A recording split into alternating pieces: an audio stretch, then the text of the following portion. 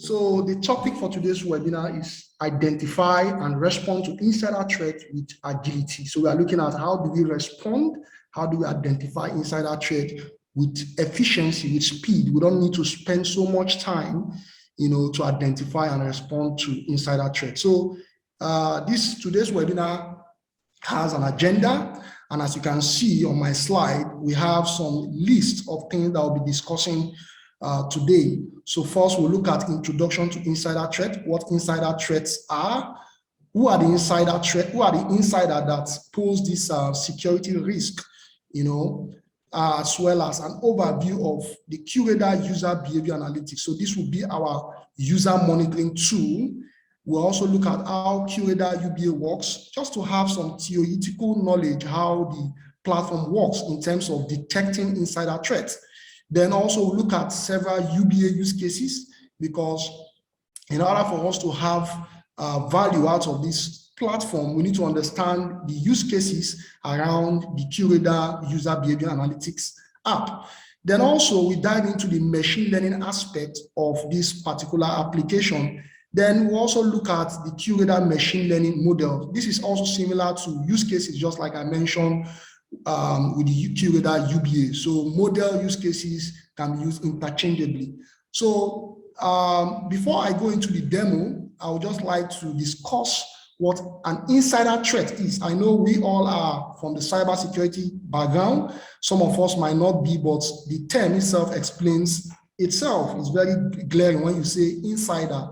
Insider is someone that is within an organization. So we are looking at insider threats. We have various kinds of threats. We have external threats, but sometimes we talk more of external threats because we feel that people that are external to our organization cannot be trusted. But the truth is this: even people within our organization cannot be fully trusted, even the employer, because the employer can pose a security risk in an organization out of negligence. So he or she might not know what he or she is doing. He or she might just click a malicious link, and download a malicious software or a malware that can infiltrate the whole organization. So these are all insider threats. So insider threat, based on a 2020 insider threat report, I think from Cisco and some other OEM, they discover some key findings as a result of survey being done. They noticed that 68% of organizations has confirmed that insider threats are becoming more frequent. That is, they happen a lot because, in fact, it's the easiest way to infiltrate an organization. Now, also, the other two key findings discovered as a result of this threat report is that 53% of organizations believe that detecting insider threat or attack is somehow difficult, especially when we are now migrating our on-prem to cloud. And we are not just talking about migrating our on-prem to cloud. We are migrating in such a way that the migration is in a bidirectional manner. When I say bidirectional, I simply mean an action being initiated on the cloud platform automatically sync with the on-prem. Take, for example, the AD, the Active Directory platform from Microsoft. We know too well that there's another platform similar to what we have on-prem, which we call Azure Active Directory. The integration is done in such a way that you can easily create a user on the Azure AD platform. Automatically, that user is created on the Azure Directory on-prem side of things. So meaning that an attack on the Azure AD can also compromise what we have on-prem. Right, so when migrating to the cloud, because most organizations are now moving to the cloud. Now, 53% of these organizations has confirmed that detecting insider threat is very difficult, because sometimes we need to protect both the on-prem as well as on the cloud, right? Because if someone gets access to the cloud, the person can easily attack the on-prem resources. Now, the other key findings from this threat report is that 63% of organizations think that privileged IT users pose the biggest insider security risk to organizations. The reason being that privileged IT users, they have the key to the organization. They don't just have read access to certain critical assets, but they also have write access as well as execute access, meaning that they can they can change some critical file. They can as well execute some software, and that software can be in form of a malware, right? So these are some of the key findings as a result of this threat report. We are still on this insider threat. We are looking at risky insider. From this particular slide, looking at the right-hand side, we can see a screenshot showing us what was discussed on the previous slide.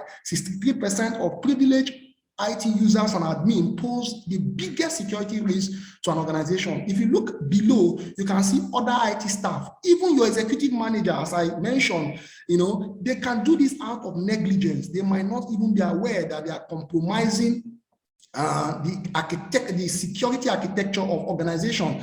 Also, what about our contractor, our customer that come into our organization using systems that are not well protected?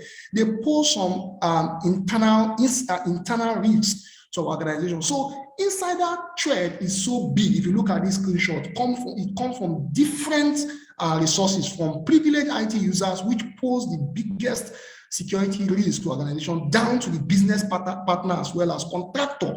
Now, if you move to this other slide, still on the privileged IT users, based on the report, we know that the privileged IT users pose the biggest risk. As I mentioned earlier, they don't just have the read access, they have both the rights to change, to modify, which affect the integrity of your critical information, as well as to execute. So in terms of Linux operating system, we see it as RWX, where the R stands for read, the W stands for write, the X stands for execute. So the privileged IT users, maybe the admin or the root user, as the case may be, they have all these rights, right? So the question boils down to, how do we monitor these privileged IT users? Now, before I jump into how we monitor the privileged IT user as well as the business partner, contractors, and all that using the QRadar User Behavior Analytics app, I would also like to talk about attack in the cloud. I have discussed this thing, I've summarized this thing in the first slide.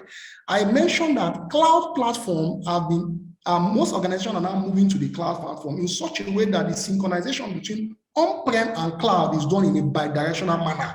Meaning that when you perform a particular ask, you can commit or push that particular activity on cloud, trying to sync both the cloud and on-prem.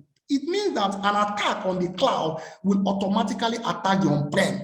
Sometimes I can assure you that most organizations moving to the cloud platform, they only pay more attention to their on-prem. Reason being that they feel that this cloud has been probably given to a cloud service provider, maybe from Azure AWS. So, but people are now begin to think differently. Even on the cloud side, we want to protect the flow of activity from the cloud to the on-prem as well as on-prem to the cloud. We don't just want to leave it open. Someone can just initiate certain activity from on-prem, it will be committed to the cloud. So the question is, how do we protect both on-prem as well as the cloud? Now, we all know that from this report, it has been confirmed by cybersecurity professionals, a survey, that it becomes more difficult, right, moving to the cloud. And 53% of cybersecurity professionals have confirmed this. If you look at that screenshot also, some people have their own view, but we are looking at the majority here, which is 53% of cybersecurity has confirmed that insider threat tends to increase as we migrate to cloud. That is, as organization tends to move to the cloud. Here we are just looking about the difference between internal and external attack. I want to try as much as possible to make this discussion brief, because we all know what internal attacks are, especially if you are in the cybersecurity field. So the main focus of this presentation is to actually show you how to detect these insider threats. This is just a comparison of internal as well as external threats. Now, comparison in terms of which one is more difficult to detect and prevent, a lot of people have their own view, but based on a survey done by cybersecurity professional insider responder, they came out and said 52% have confirmed that internal attack become more difficult, is more difficult compared to external cyber attack. Why? Because we are looking at, we trust more of our insider resources compared to the external side. So sometimes we don't even monitor these insiders, and sometimes, as I mentioned, they can cause a security risk in organization out of negligence. Some of them can be disgruntled employee, or maybe current or even former employees. So even insider threats, we are not even focused on just current employees. We are also focused on even former employee. Can they pose security risk to our organization? Now, these are some of the impacts, right, of insider threat. This list is self-explanatory. We have about 7 bullet points here. The first one has to do with operational disruption or outage. Yes, there are some insider threats that can impact the operation of businesses. It can cause a downtime for a long period of time. We can also talk about loss of critical data, whereby insiders tend to steal sensitive information and sell to someone else. It can also result to brand damage, whereby a lot of acts have gone on within an organization. It can affect the brand of that organization. People can trust less, when it comes to doing business with that organization. What about loss in competitive edge? Yes, a lot of businesses have other competitors. We want a situation whereby we are the top. We don't want to lose that competition with our competitors. So insider threat can pose this. They can steal data. They can intrude your environment. They can disrupt your business and the likes. The last one has to talk about successful intrusion. Imagine when that attack is successful, you can spend a lot to remediate such impact. Also, you can lose your money, your physical cash, due to insider threat, especially when they have information, regarding your sensitive data, So these are some of the impacts that insider threats can pose to an organization. So I will move to the main aspect of this webinar, which is using the QRadar user behavior analytics, or sometimes referred to as QRadar UBA, to detect some of these insider threats. So, but before I jump into this, I will say this: before you can use the QRadar user behavior analytics app, you must have your QRadar SIEM, which is one of the best SIEM in the market, robust, flexible, support a lot of integration with existing enterprise security solution. You need to have the QRadar SIEM, but the focus for this webinar is not on QRadar SIEM, right? So QRadar SIEM is your SIEM platform that ingests a lot of data from your enterprise solutions. Now, it tends to perform correlation, it tends to trigger offenses when there's policy violation and the likes. Now, QRadar SIEM has what we call the IBM App Exchange, right? It has what we call the IBM App Exchange, just like what you will have with your Android or iPhone, where you go to the Play Store to get certain app to extend the capability of your mobile phone so that your mobile phone can have more functionality. QRadar also gives you that ability. You can go to the IBM App Exchange. You have loads of applications that you can integrate with your SIEM just to extend the capability of the SIEM. So it is not just rigid, right? It's not just set and make use of what comes with the SIEM. There's flexibility, there's adjustment, there's extension. Sometimes we refer to those apps as extensions. Now, QRadar UBA Analytics is one of those apps that you can find in the IBM App Exchange. And the interesting part is that it is free, though some of these apps are commercial, meaning that you have to get a license to have them running on QRadar SIEM. Some of them are built by IBM, some of them by third party, some of them by just individual vendors and the likes. Now, the QRadar User Behavior Analytics is a free app that you get from the IBM App Exchange. You set it up, you configure, then within days, you can begin to monitor your users, right? So it's based on two major functions, which has to do with user risk profiling and unified user identity. You should take note of that unified user identity. I'm going to explain these two key concepts because that is what UBA use to detect users in terms of their various activity within an organization, right? So I'll come back to those two major functions as I discuss more on this topic.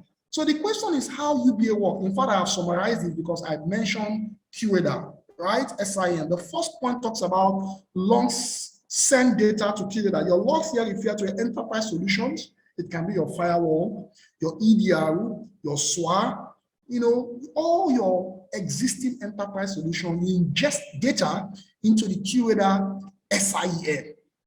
So QRadar has a sea of data of your enterprise solution. Then the next thing to do is to install the UBA. As I mentioned, it's a free app. So once you install it on your QRadar SIEM, right, you now have to configure it. You configure it based on certain parameters.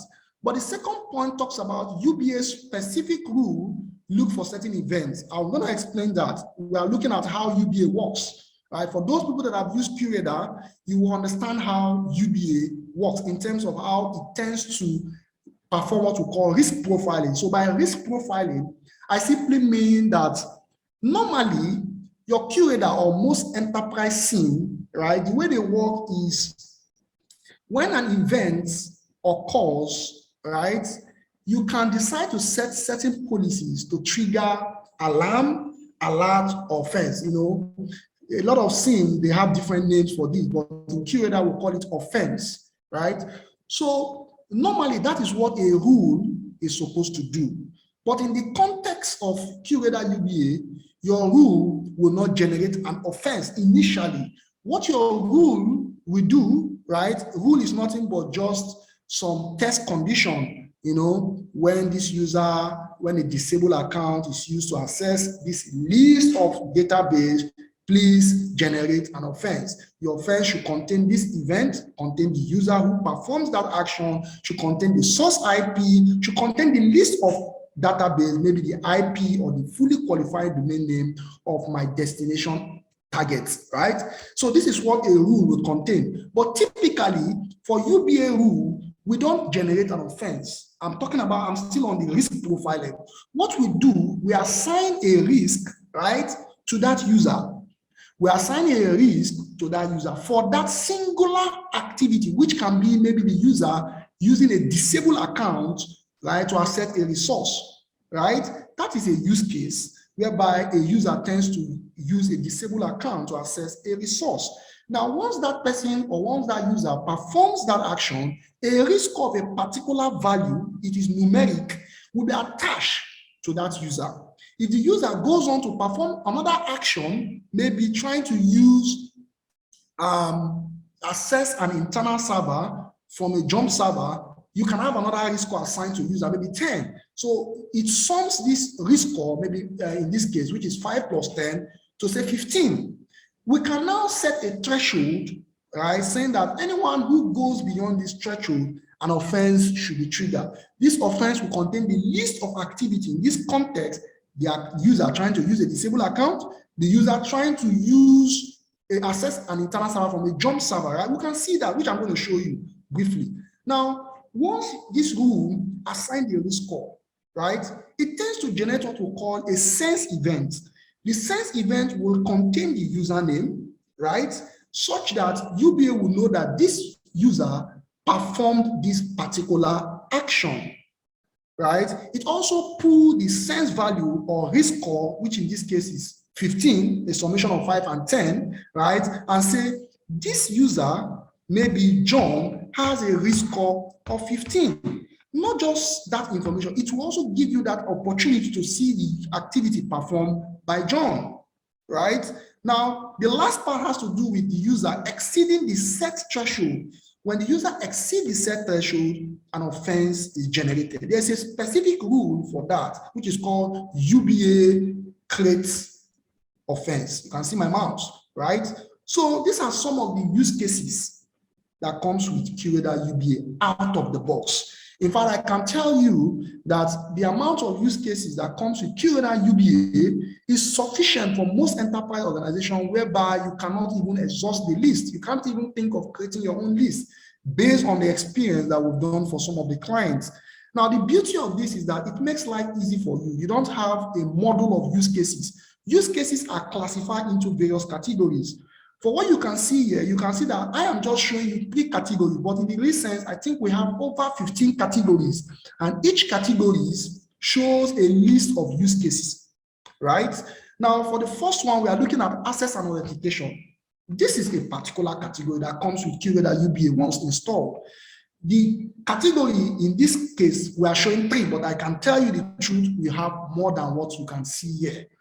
You are looking at multiple VPN account failed login from single IP. Just like I told you, you integrate your enterprise solution to the SIEM, install your UBA, and leverage on those events that are being ingested into your SIEM. The first use case is talking about VPN account, which can come from your firewall, your edge firewall, maybe your checkpoint, your Cisco FTD, your ASA in this context. What about the next UBA use case? User access to internal server from a jump server. You want to see those users accessing your internal servers, right? From a jump server. You want to see access at unusual time. It gives you the flexibility to set your unusual time. You can decide to say, my usual time is 9 to 4 p.m. My unusual time is from 4 to maybe 7:59 a.m. Depending on what you want, it gives you that flexibility. If you look at other ones, account privilege cloud, I told you, UBA supports the integration of cloud and on-prem, so you don't separate these entities. You can monitor your on-prem, your users, what they do on-prem, as well as what they do on cloud, right? So it gives you that flexibility. You don't just monitor your on-prem resources. You can monitor both your on-prem as well as your cloud resources. Now, this is just the UBA dashboard, and I'm going to take my time to explain what you can see here. I'm going to introduce some concepts regarding the UBA integration. Now, the question you should ask yourself, how are users being imported? How do UBA know my users? Where do we find most of our users in most enterprise organizations? We all know this. We find it in Active Directory, right? Our AD contain a list of users, right? Now, UBA gives you that opportunity to import your users from your Active Directory. If you look at this part, in this case, we imported 50 users from the Active Directory. The question is, what is the maximum UBA support? QRadar SIEM is an enterprise solution, meaning it can sit in a very complex environment. Complexity in terms of the number, complexity in terms of the structure. So if you have, it supports over 40,000 users, meaning that it can import over 40,000 users into the UBA app. The last integration we did, I think, that I've seen is 8,000 users being imported. So you still have the opportunity to integrate more users into the platform. So if you look at this part, it shows you 50. Also, you can also get users from your event. Remember, as I told you, UBA leverage on QRadar SIEM, meaning that you have QRadar SIEM running, ingesting events from your checkpoint, from your firewall, from your EDR and all that. It has a sea of all these events. QRadar UBA can even discover users from your event. In this context, it has discovered 18 users from events and 50 manually imported from your AD. It doesn't mean that you need to do the manual importation again, no. When you import a user or when you import users from your AD into the QRadar UBA, you can set a frequency saying, please query my AD every 24 hours. What does that mean? If you onboard new users to your AD, within that frequency, QRadar will update this value based on the new users added. You don't have to do the manual process. You do it once and you set it to automatically pull from your Active Directory. Now, the summation of these two, 18 and 50, gives you 68. So you are monitoring 68 users. So these two values are not static. This number 18 can increase depending on if QRadar UBA discover more users from events, right? It can go up, and once it goes up, the monitor users increases, right? Now, same with the user imported. As I told you, frequency can be set to ingest more users from your AD. So meaning that this value is not static. You can come tomorrow and say, wow, this value has changed, right? So the left section shows two analytics Can see my mouse. Confirm if you can see my mouse, please. Can anyone confirm if they can see my mouse? Yes, we can. Actually, we can. Thank you. All right, thank you very much. So this section shows two analytics. There's something I need to explain here. UBA, once installed, come pre-built with machine learning analytics, right? ML. So once you have the UBA running, which is one of the prerequisites to install, configure UBA, set all your necessary parameters, they allow it to run for maybe a day or two, depending on the environment. Some environments are quite busy, so that users do their normal activity like every day, right? You can allow it to run for maybe 24, maybe to 48 hours to learn your users, to absorb those users' activity. Once you know that these users' activities have been absorbed by UBA, you can now turn on the machine analytics side. The green checkbox shows that behavior analytics, which is UBA in this context, as well as machine learning analytics, both are turned on.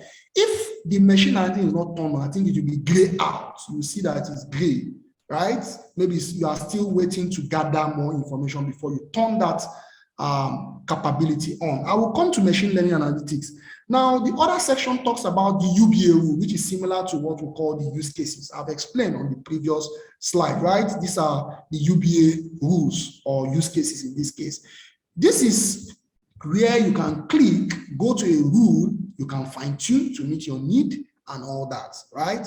Now, below this section, you have your monitor users. You can see Ronnie Share, Sherry Shikora, Rolling Hand, Syndicata. These are all the list of all your users, right? Now, if you look at this column, you have recent risk and risk score. The recent risk is just recent within, like something that is recent within 1 hour. The risk score is the overall risk score, right? Right from inception or right from the point of installing your UBA. But let me just tell you something. When you install your UBA, UBA will analyze your last hour events, right? It can't go beyond that. Then any new event that comes in, it begins to analyze, study users' activity and all that using the UBA use cases, right? So under this section, you can see that the overall risk score for this case is 100K, right? Quite huge. But the question you ask yourself, will this number just keep rising? It is no, it won't. There's what we call the room of forgiveness or the decay factor. So what it means is that every 1 hour, I want to reduce my risk. You can fine tune that. Not captured in this presentation slide, but I'm just telling you, part of the parameters you can set at the back end. So you can set my decay factor to be maybe 0.5, 50%. Simply mean every 1 hour, I will reduce my risk score. We don't want everybody, the risk score will just increase indefinitely, which can result in a lot of false positive, right? So there's room of forgiveness. But you can decide to say, I want to tune it to this level. I want to do 40%, 30%, to depend on how you study your environment, right? The other section, this column explains your watch list. Now, watch list is very important. I can decide to place certain users within a watch list. If I feel that certain users, I'm suspecting certain users in my environment. When you place them on watch list, it gives you access to easily assess those users, right? You don't need to come and search for those users. You can search users looking at this bar. You can see search user, right? But when you create a user and place certain user that you feel that you want to see what they are doing, at a glance, you can see them within that watch list. This other section talks about, this is the section I'm talking about, watch list. So you have sales team placed on, you have certain users placed within the sales team watch list, right? Now, you have other section as well. This is just a graphical representation of the system risk score over time, right? Now, this particular screenshot, because of time, so that I can rush into the demo, this is a user detail page of Ronnie Share.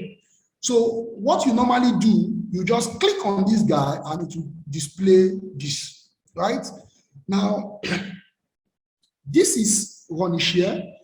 Now, the question, you know, I've explained risk profiling, but I've not explained unifying users' identity. In ActivEdge, when you are creating a user, you can create the username, the email. Sometimes you can give an ID. Maybe so many organizations have ID attached to a user. Now the question is, how do I know when John uses John 123 to access my database and use John at abc.com to access another resource? You know, UBA tries to unify this user, right? It unifies this user, knowing that this user account, you know, or user identity is the same person. So it looks at your Active Directory. It knows that, wow, this John has username John at ABCD, John 1234. It knows it's the same person based on the import you've done from your AD where your users have been stored. So it has that insight. Now, this part still similar to what I explained, risk score, recent risk score, overall risk score. The drop down arrow shows that there's a decay, right? There's a drop. If it's pointing upward, it means that decay has not happened. So maybe the previous risk score, the present risk score is higher than the previous risk score. Now, this section talks about timeline. There are two sections: users event, which is a normal event, not anomalous. There's no risk involved. Then this red one talks about risky events. You can tweak this, right? Depending on what you want to see. If you tweak this, you can over this. Now you can set the time. Look at April 12 to April 16. You can say, I want to span for 4 days, 5 days. You can do that under the configuration when you are doing the configuration, but the default is 1 day, but they've adjusted this to 4 days. Now, once you tweak this, it has a coverage of April 12 to April 16, right? Below that, you can see the various parameters, the risk involved, the use cases, which is nothing but rule, DDoS attack, detach, anomaly, increase in user activity, user geographic change. You know, you see all those use cases attached to this single Ronishare. All this is just information for Ronishare. You are getting insight about Ronishare. These are the recent offenses being triggered by the various activity of Ronishare. It gives you that insight. What about this part? Log sources tied to Ronishare activity, destination port that Ronishare has accessed, destination IP that he has accessed, high level category, is it authentication, is it access and all that, destination network, what kind of network has Ronishare access? And you can tweak this value, right, to include more. You know, this is just so static. Pardon me. So you can tweak this to increase this, to change this number. I think you have destination port, then you have other parameters that you can select. But by default, you can only have 6 of these parameters: 1, 2, 3, 4, 5, 6. You know, display at the point. So that is just what UBA is. And lastly, I'll just talk about the QRadar advisor with Watson. In the field of cybersecurity, there are 4 pillars. You prevent, you detect, you investigate. People skip that part. They just say prevent, detect, and respond. But there's this investigation side, which QRadar advisor with Watson handles. This icon is the QRadar advisor with Watson. So it investigates these offenses. It investigates Ronnie, saying that what other site has Ronnie visited, external site. It gives you more information about those, if they are malicious or not. But we are not here to talk about QRadar advisor with Watson, which handles the investigation side of things, right? That's another topic for maybe another webinar. So just know that there's a connection between UBA and Watson. That's what I'm just trying to explain. Now, if you look at this top part, before I leave this slide, you have active, dormant, and never used. These are all accounts tied to Ronnie, as I was explaining before. You can see you have different accounts, one with email, one with just RON and all that. It knows that it belongs to the same person. So if this guy goes and use RON to access a resource and goes and use, he will know that I'm going to mine all this event to a single Ronishare. It won't separate this event because it has done what we call user coalescing, right? Based on the information being imported from your AD. Now, if you look at never used, it knows when an account has never been used. It knows when an account is dormant. So for dormant account, we are looking at an account that has been used once, but within the space of 14 days, it has never been used. But you can adjust that value, the dormant value, but the default is 14. Now, that is all about UBA, user behavior. There's nothing more to user behavior. That is what user behavior is. It gives you insight. It tells you the kind of activity being performed by your user based on some use cases and all that. So your user cannot just go and use a disabled account. Sometimes it can even come from an external attack. A compromised account that has been disabled is not enabled within a short period of time and not being used to access a critical resource. We are going to catch that guy. we're going to say, this is what this guy has done. This account has been disabled. Why is this account enabled and used to access my critical database? It will show you the user, it will show you the time, it will show you the destination IP. It gives you that insight. You can quickly respond to those insights. As I mentioned earlier, when you install UBA, it comes free with machine learning analytics. This is the machine learning side of things, whereby we want to learn user activity over time, and we want to see if there's a deviation. I want to alert my SOC analyst, right, when there's a deviation from this learned user activity. So this machine learning is quite deep, complex, the algorithm involved and all that. But just know that the concept behind machine learning analytics is for the app to learn user behavior, right, within a particular time frame and have a graphical representation of this user's activity. So there are different two types of graphical representation that comes with machine learning analytics.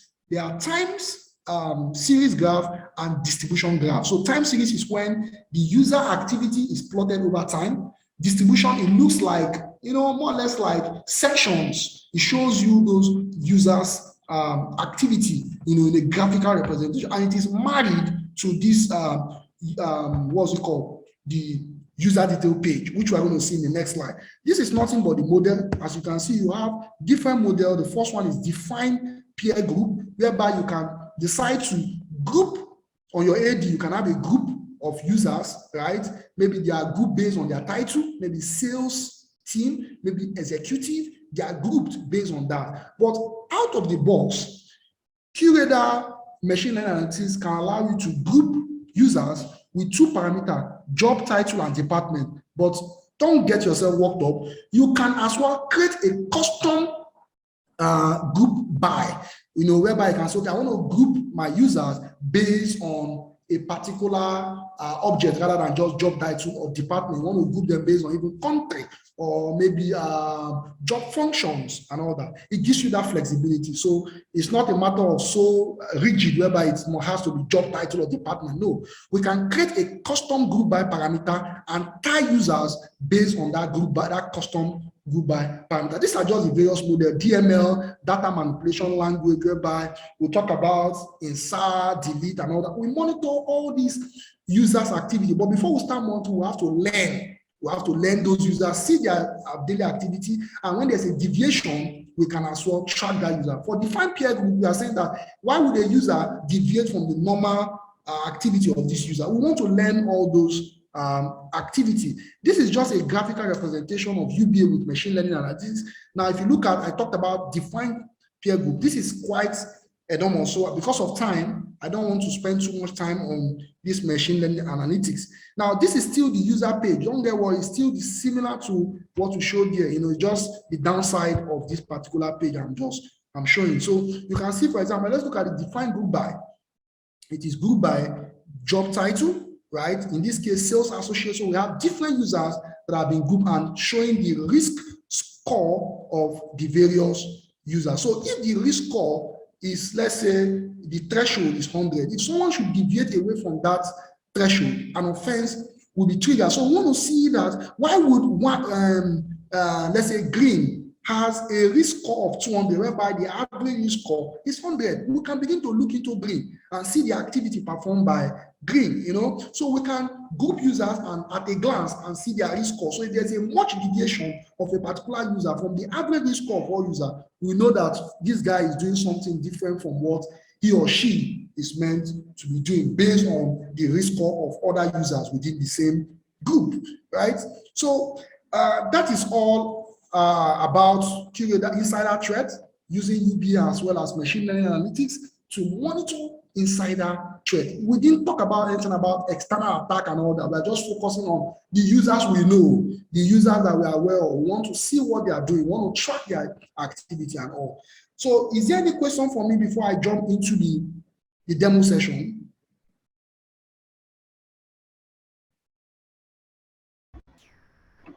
Okay, my name is Henry. Yes, I have a question for you. Okay, go ahead, Henry. Yeah, I want to know, is this strictly for Microsoft enterprise systems? For example, if someone doesn't have an Active Directory in place, how does this work for such a person? Beautiful, a very nice question. So sorry that I didn't mention this. If someone doesn't have an Active Directory, the way you can work this, you can use what we call the CSV, comma separated value.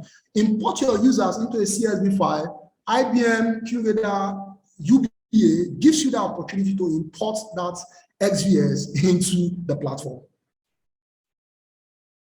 Does that answer your question? Yes, that's okay. Thanks. Okay. So another option you can use what we call the reference set.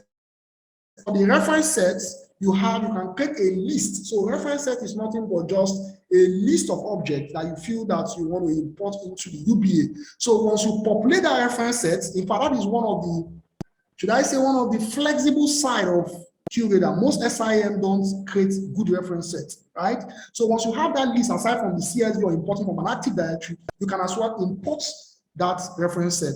But you know one thing, Henry, with the CSV, you need to tie it in such a way that once you update the CSV, QRadar will just automatically pull that newly created object within the CSV. So it gives you that flexibility. All right, thank you. Okay, all right. Yeah. So any other question before we jump into the demo? Yes, I have a question. All right, can you hear me? Yeah, go All right, ahead. okay, Alessandra. Okay, yeah. So I wanted to ask, does the QRadar, the UBA QRadar, does it have any limitation on the number of Active Directories that you can import into it? Because I see you did only one. I don't know if you can do multiple, like 2, 3 Active Directories. Okay, I get what you're saying. So you want to import maybe more than one AD, right, into the platform, right? Yes, exactly.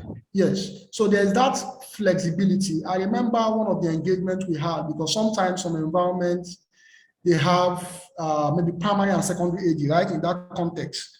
So it allows you to import more than one AD.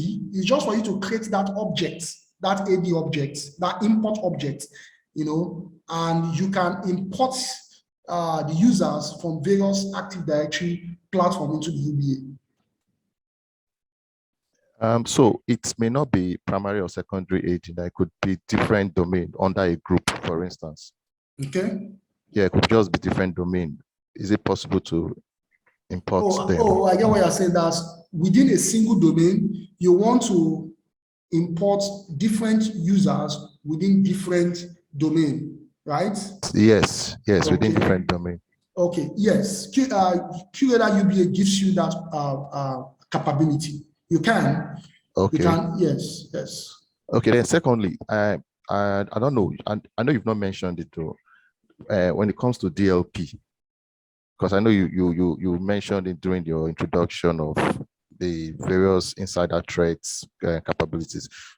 DLP, how does QRadar? How do you achieve data loss prevention with this solution? Perfect. Perfect. So let me explain how it works in terms of the UBA use cases, right? So as I mentioned earlier, I said you don't just install the UBA, right? You have QRadar SIEM, which is a SIEM. Then you ingest data. I'm coming to your DLP. You ingest data into the SIEM, and UBA leverages on those data. So in the case of DLP, right, data loss prevention, you integrate it first with your SIEM. It can be your first point, it can be whatever, right? Or McAfee. You integrate it into your QRadar, you can see events coming in, right, into your QRadar. Now from your DLP, you see, you know, someone trying to export data and all that. You learn those events. Now, out of the box, let me just show you something. Permit me to share my screen, but let me stop this just 1 second. Just permit me. Second. Okay. Okay, I'll have to share again. So that's just confirm if you can see my screen.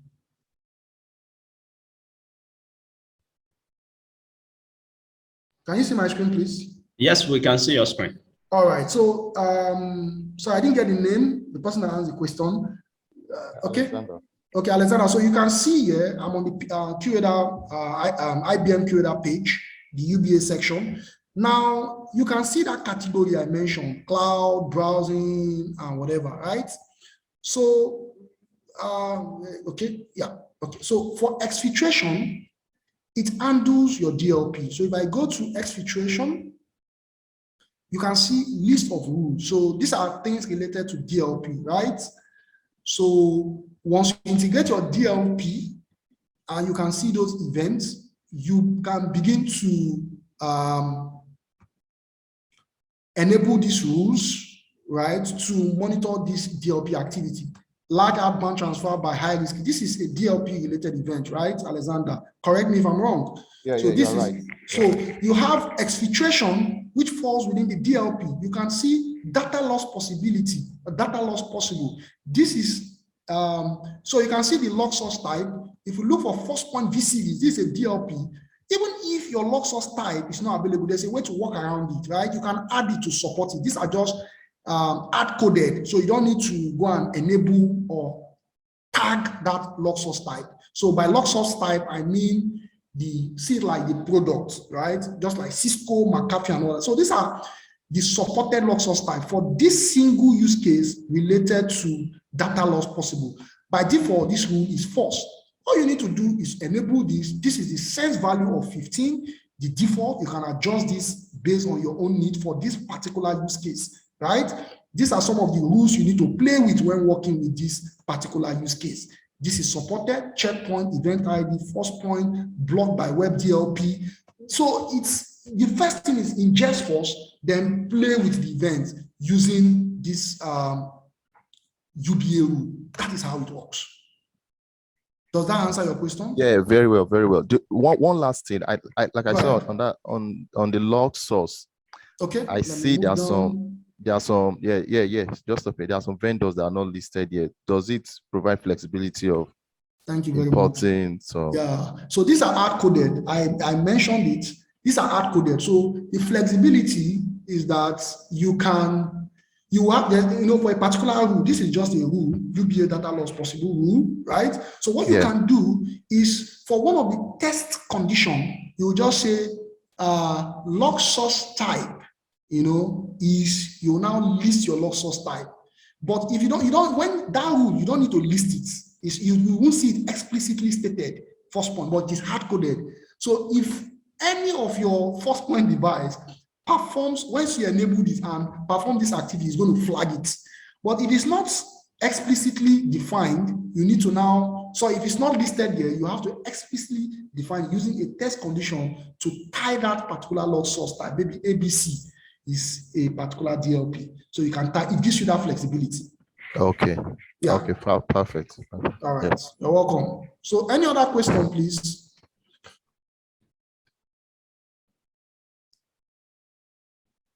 So I believe we can move with the demo, right? Yes. Okay. Okay, so I think because of time,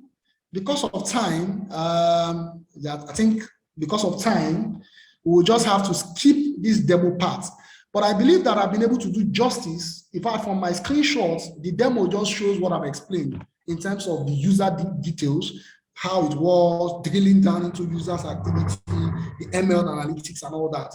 There's no difference. If I show you the demo, it's still similar to what I've explained on the slide, right? So, by going by that, I will just leave it to Samuel to conclude this webinar section. Thank you very much.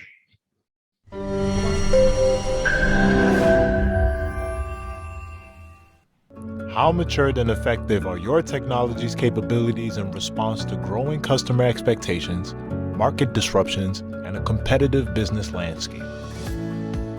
How well are you leveraging your technology to optimize your efficiency, your workforce productivity, customer satisfaction, and profitability? Only 27% of business executives reported being satisfied with their IT's ability to meet their business objectives. If you're unsatisfied with your IT, you need trusted technology partners like ActivEdge to aid your digital transformation journey. We're a Pan-African IT solutions provider headquartered in Lagos, Nigeria. In our 10 years of operations, we've serviced clients in Ghana, Kenya, Uganda, and Zimbabwe.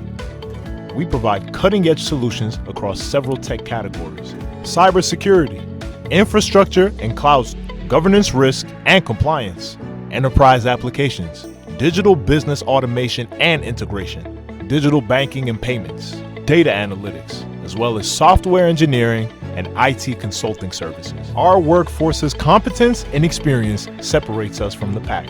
We've partnered with leading OEMs to deliver a wide range of transformative and innovative IT solutions. Our partners include IBM, F5, SmartStream, HCL, Nutanix, and many others. Our client base spans across banks, insurance companies, telecoms, oil and gas, manufacturing, and public sector. To get in contact with us, visit our head office at 4B Utomi Aire Avenue off Admiralty Way, Lekki Phase 1, Lagos, Nigeria. Visit our website at www.activedgetechnologies.com for more information, or send an email to info@activedgetechnologies.com.